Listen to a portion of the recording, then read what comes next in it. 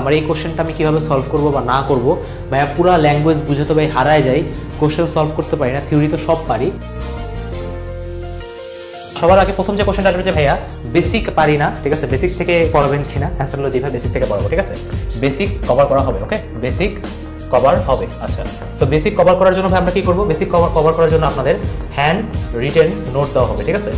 Most important যে কথাটা সেটা হলো ক্লাসে আমরা যে প্রি কনসেপ্টগুলো ডিসকাস করতেছি, ঠিক আছে, প্রি কনসেপ্ট ডিসকাশন হবে আজকে। হ্যাঁ, এটা আপনি কোথাও করেন না এরকমভাবে, সো এটা আপনাদের জন্য হয়তো বা নতুন হবে। এই জিনিসটা আপনাদের একটু ভাই কি করতে হবে, কষ্ট করে নোট করতে হবে। এটা কি ভাই প্রতিটা কোশ্চেনের যে কি পয়েন্টগুলো আছে, কি দেখে বুঝবো যে এই ফর্মুলাই আমি অ্যাপ্লাই করবো, নাকি ভাই আমি আমার এই কোশ্চেনটা আমি কিভাবে সলভ করবো বা না করবো, ভাই পুরো ল্যাঙ্গুয়েজ বুঝে তো ভাই হারায় যাই, কোশ্চেন সলভ করতে পারি না, থিওরি তো সব পারি। সো এই জিনিসটা আপনার ওই টোটাল যত প্রবলেম আছে সব প্রবলেম আপনার সলভ হয়ে যাবে। কথা বোঝা গেছে? আচ্ছা, সো আপনার যে প্রি কনসেপ্ট সেটা আপনি ডিসকাস করবেন। নেক্সট আপনার কোশ্চেন যে সলভ হবে, যখন আমি কোশ্চেন আপনাদেরকে সলভ করতে দিব, তখন এই প্রি কনসেপ্ট ডিসকাশনেই আপনাকে আমি এতটা ক্লিয়ার করাই দিব যে আপনার কোশ্চেন সলভের জন্য আমার উপরে ডিপেন্ডেন্ট হওয়া লাগবে না।